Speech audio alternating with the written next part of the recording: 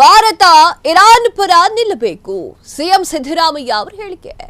Iran ಮೇಲೆ Israel ದಾಳಿ ಅಕ್ರಮ ಅಪಾಯಕಾರಿ. ಇರಾನ್ ಮೇಲೆ ಇಸ್ರೇಲ್ ದಾಳಿಯಿಂದ ಭಾರತದ ಹಿತಾಸಕ್ತಿಗೆ ಧಕ್ಕೆ. ಇಸ್ರೇಲ್ ಇರಾನ್ ವಿಷಯದಲ್ಲಿ ಭಾರತ ಸುಮ್ಮನಿರಲಿಕ್ಕೆ ಸಾಧ್ಯ ಆಗೋದಿಲ್ಲ.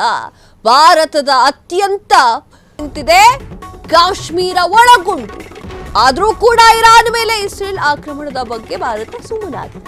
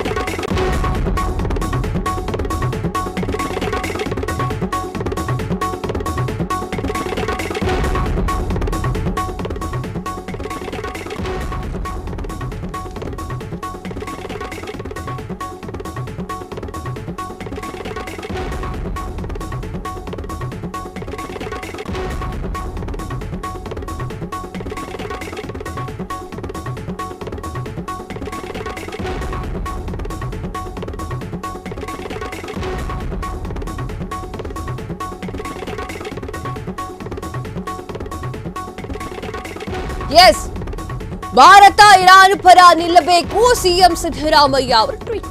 ಇರಾನ್ ಮೇಲೆ ಇಸ್ರೇಲ್ ದಾಳಿ ಅಕ್ರಮ ಅಪಾಯಕಾರಿ. ಇರಾನ್ ಮೇಲೆ ಇಸ್ರೇಲ್ ದಾಳಿಯಿಂದ ಭಾರತದ ಹಿತಾಸಕ್ತಿಗೆ ಧಕ್ಕೆ. ಇಸ್ರೇಲ್ ಮತ್ತು ಇರಾನ್ ವಿಷಯದಲ್ಲಿ ಭಾರತ ಸುಮ್ಮನಿರಲಿಕ್ಕೆ ಸಾಧ್ಯವಿಲ್ಲ. ಭಾರತದ ಅತ್ಯಂತ ಪ್ರಮುಖದ ಸಂದರ್ಭದಲ್ಲಿ ಇರಾನ್ ಭಾರತದ ಜೊತೆಗೆ ನಿಂತಿದೆ. ಕಾಶ್ಮೀರ ಒಳಗೊಂಡು ಆದ್ರೂ ಇರಾನ್ ಮೇಲೆ ಇಸ್ರೇಲ್ ಆಕ್ರಮಣದ ಬಗ್ಗೆ ಭಾರತ ಸುಮ್ಮನಿದೆ. ಮೊದಲು ಗಾಜಾದ ಬಗ್ಗೆ, ಇರಾನ್ ಬಗ್ಗೆ ಈ ಮೂಲಕ ಭಾರತ ತಮ್ಮ ವಿದೇಶಾಂಗ ನೀತಿಯಿಂದ ದೂರವಾಗ್ತಾ ಇದೆ. ಶಾಂತಿ ಮತ್ತು ಸಮತೋಲನದ ಮೇಲೆ ಸ್ಥಾಪಿಸಲಾಗಿರುವಂತಹ ವಿದೇಶಾಂಗ ನೀತಿ ಭಾರತ ಮಾತನಾಡಲೇಬೇಕು. ಇದು ಕೇವಲ ನೈತಿಕ ಆಧಾರದ ಮೇಲೆ ಮಾತ್ರವಲ್ಲ, ಜೊತೆಗೆ ಮಧ್ಯಪ್ರಾಚ್ಯದಲ್ಲಿ ನಮ್ಮ ದೀರ್ಘ ಹಿತಾಸಕ್ತಿಗಳ ರಕ್ಷಣೆಗಾಗಿ ಮುಖ್ಯಮಂತ್ರಿ ಸಿದ್ದರಾಮಯ್ಯ ಅವರು ಟ್ವೀಟ್ ಮಾಡಿದ್ದಾರೆ. ಕಾಂಗ್ರೆಸ್ ನಾಯಕಿ ಸೋನಿಯಾ ಗಾಂಧಿ ಲೇಖನವನ್ನ ಸಮರ್ಥಿಸಿ ಸಿದ್ದರಾಮಯ್ಯ ಅವರು ಟ್ವೀಟ್ ಮಾಡಿದ್ದಾರೆ.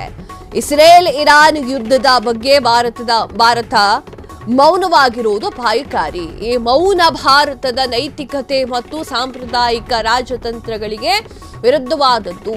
ಸುದೀರ್ಘ ಲೇಖನದಲ್ಲಿ ಕಾಂಗ್ರೆಸ್ನ ನಾಯಕಿ ಸೋನಿಯಾ ಗಾಂಧಿ ಅವರು ಬರ್ಕೊಂಡಿದ್ದಾರೆ. ಇರಾನ್ ಪರ ಧ್ವನಿ ಎತ್ತದ ಪ್ರಧಾನಿ ನರೇಂದ್ರ ಮೋದಿ ಸರ್ಕಾರದ ಮೌನದ ಬಗ್ಗೆ ಇವರು ಟೀಕೆಯನ್ನ ಮಾಡಿದ್ದಾರೆ. ಎಸ್ ವೀಕ್ಷಕರೇ, ಸೋನಿಯಾ ಗಾಂಧಿ ಅವರು ರಾಷ್ಟ್ರೀಯ ಪತ್ರಿಕೆ ಒಂದರಲ್ಲಿ ಒಂದು ಆರ್ಟಿಕಲ್ ಅನ್ನ ಬರೆದಿರ್ತಾರೆ. ಯಾವ ಆರ್ಟಿಕಲ್ಲು ಅಂತಂದ್ರೆ, ಪ್ರಧಾನಿ ನರೇಂದ್ರ ಮೋದಿ ಇರಾನ್ ಹಾಗೂ ಇಸ್ರೇಲ್ ವಿಚಾರದಲ್ಲಿ ಮೌನವಾಗಿ ಇದ್ದಿದ್ದು, ಭಾರತ ಮೌನವಾಗಿರೋದು ತಪ್ಪು ಅಂತ ಹೇಳಿ ಆ ಒಂದು ಆರ್ಟಿಕಲ್ ಬರೆದಿರ್ತಾರೆ. ಆ ಆರ್ಟಿಕಲ್ಗೆ ಸಂಬಂಧಪಟ್ಟಂತೆ ತಮ್ಮ ಹೈಕಮಾಂಡ್ ಮಾಡಿರುವಂತಹ ಅಥವಾ ಬರೆದಿರುವಂತಹ ಆ ಒಂದು ಆರ್ಟಿಕಲ್ ಅನ್ನ ಮುಖ್ಯಮಂತ್ರಿ ಸಿದ್ದರಾಮಯ್ಯ ಅವರು ಸಮರ್ಥಿಸಿಕೊಂಡಿದ್ದಾರೆ. ಅವರೇನಂತ ಸಮರ್ಥಿಸಿಕೊಂಡಿದ್ದಾರೆ? ಇರಾನ್ ಮೇಲೆ ಇಸ್ರೇಲ್ ದಾಳಿ ಅಕ್ರಮ ಅಪಾಯಕಾರಿಯಾಗಿದೆ. ಇರಾನ್ ಮೇಲೆ ಇಸ್ರೇಲ್ ದಾಳಿಯಿಂದ ಭಾರತದ ಹಿತಾಸಕ್ತಿಗೆ ಧಕ್ಕೆ ಆಗುತ್ತೆ. ಇಸ್ರೇಲ್ ಮತ್ತು ಇರಾನ್ ವಿಚಾರದಲ್ಲಿ ಭಾರತ ಸುಮ್ಮನಿರಲಿಕ್ಕೆ ಸಾಧ್ಯವಿಲ್ಲ. ಭಾರತದ ಅತ್ಯಂತ ಪ್ರಮುಖ ಸಂದರ್ಭಗಳಲ್ಲಿ ಇರಾನ್ ಭಾರತದ ಜೊತೆಗೆ ನಿಂತಿದೆ. ಕಾಶ್ಮೀರದ ಸಮಸ್ಯೆಯ ಒಳಗೊಂಡು. ಆದರೂ ಕೂಡ ಇರಾನ್ ಮೇಲೆ ಇಸ್ರೇಲ್ ಆಕ್ರಮಣದ ಬಗ್ಗೆ ಭಾರತ ಸುಮ್ಮನಿದೆ. ಮೊದಲು ಗಾಜಾದ ಬಗ್ಗೆ, ಈ ಒಂದು ಇರಾನ್ ಬಗ್ಗೆ ಈ ಮೂಲಕ ಭಾರತ ತನ್ನ ವಿದೇಶಾಂಗ ನೀತಿಯಿಂದ ದೂರವಾಗ್ತಾ ಇದೆ. ಶಾಂತಿ ಮತ್ತು ಸಮತೋಲನದ ಮೇಲೆ ಸ್ಥಾಪಿತವಾಗಿರುವಂತಹ ವಿದೇಶಾಂಗ ನೀತಿ, ಯಾವುದ್ರ ಬಗ್ಗೆ ಇರಾನ್ ಹಾಗೂ ಇಸ್ರೇಲ್ ಯುದ್ಧದ ಬಗ್ಗೆ ಮಾತನಾಡಲೇಬೇಕು. ಭಾರತ ಸೈಲೆಂಟ್ ಆಗಿರೋಕೆ ಸಾಧ್ಯ ಇಲ್ಲ. ಯಾಕಂತಂದ್ರೆ ಇರಾನ್ ನಮಗೆ ಸಹಾಯವನ್ನ ಮಾಡಿದೆ. ಈಗ ಭಾರತ ಮೌನ ವಹಿಸಿದ್ರೆ ಆಗೋದಿಲ್ಲ ಅಂತ ಹೇಳಿ ಬರ್ಕೊಂಡಿದ್ದಾರೆ. ಇದು ಕೇವಲ ನೈತಿಕ ಆಧಾರದ ಮೇಲೆ ಮಾತ್ರ ಅಲ್ಲ, ಜೊತೆಗೆ ಮಧ್ಯಪ್ರಾಚ್ಯದಲ್ಲಿ ತಮ್ಮ ದೀರ್ಘ ಹಿತಾಸಕ್ತಿಗಳ ರಕ್ಷಣೆಗಾಗಿ ಅಂತ ಹೇಳಿ ಮುಖ್ಯಮಂತ್ರಿ ಸಿದ್ದರಾಮಯ್ಯ ಅವರು ಬರ್ಕೊಂಡಿದ್ದಾರೆ. ಎಸ್, ಸೋನಿಯಾ ಗಾಂಧಿಯವರ ಆ ಒಂದು ಲೇಖನದ ಪರವಾಗಿ ಮುಖ್ಯಮಂತ್ರಿ ಸಿದ್ದರಾಮಯ್ಯ ಅವರು ನಿಂತಿದ್ದಾರೆ. ನೇರವಾಗಿ ಪ್ರಧಾನಿ ನರೇಂದ್ರ ಮೋದಿ ಅವರಿಗೆ ಮಾತನಾಡಿರುವಂತಹ ಸೋನಿಯಾ ಗಾಂಧಿ ಅವರು ಭಾರತ ಈ ಒಂದು ಯುದ್ಧದಲ್ಲಿ ಸೈಲೆಂಟ್ ಆಗಿದ್ರೆ ಆಗೋದಿಲ್ಲ, ನಡೆಯೋದಿಲ್ಲ ಎನ್ನುವಂತಹ ವಿಚಾರದ ಬಗ್ಗೆ ಮಾತನಾಡಿದ್ದಾರೆ. ಎಸ್, ಆ ಒಂದು ಲೇಖನದಲ್ಲಿ ಏನಿದೆ ಅಂತ ನೋಡೋದಾದ್ರೆ, ಗಾಜಾ ಮತ್ತು ಇರಾನ್ನಲ್ಲಿ ಇಸ್ರೇಲ್ ನಡೆಸಿದಂತಹ ದಾಳಿಯ ಬಗ್ಗೆ ಭಾರತ ಮೌನ ವಹಿಸಿದ್ದು ಸರಿಯಲ್ಲ ಅಂತ ಬರೆದಿದ್ದಾರೆ.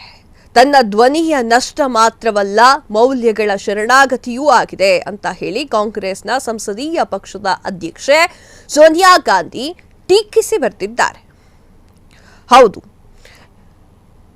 ಇದು ಇನ್ನೂ ಕೂಡ ತಡವಾಗಿಲ್ಲ. ಭಾರತವು ಸ್ಪಷ್ಟವಾಗಿ ಮಾತನಾಡಬೇಕು, ಜವಾಬ್ದಾರಿಯುತವಾಗಿ ವರ್ತನೆ ಮಾಡಬೇಕು ಮತ್ತು ಪಶ್ಚಿಮ ಏಷ್ಯಾದಲ್ಲಿ ಉದ್ವಿಗ್ನತೆಯನ್ನ ಶಮನಗೊಳಿಸಲಿಕ್ಕೆ ಮತ್ತು ಸಂವಾದಕ್ಕೆ ಮರಳಲು ಉತ್ತೇಜಿಸಲು ಲಭ್ಯವಿರುವಂತಹ ಪ್ರತಿಯೊಂದು ರಾಜತಾಂತ್ರಿಕ ಮಾರ್ಗವನ್ನ ಬಳಸಿಕೊಳ್ಳಬೇಕು ಅಂತ ಹೇಳಿ ಸೋನಿಯಾ ಗಾಂಧಿ ಅವರು ತಮ್ಮ ಲೇಖನದಲ್ಲಿ ಬರೆದುಕೊಂಡಿದ್ದಾರೆ.